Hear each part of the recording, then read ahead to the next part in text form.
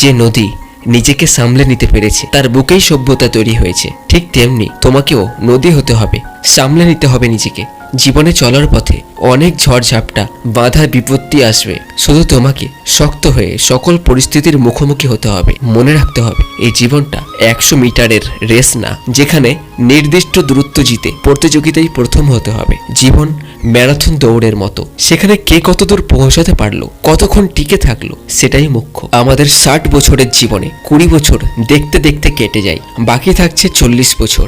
আর এই 40 বছর তোমাকে শেখাবে বাস্তবতা কি জিনিস, জীবনের আসল মানে। যত বড় হতে থাকবে বকাগুলো কেমন জানি খোটা হয়ে দাঁড়াবে। প্রিয় মানুষের থেকে হৃদয় বিদারক কথা শোনার জন্য নিজেকে প্রস্তুত রাখতে হবে।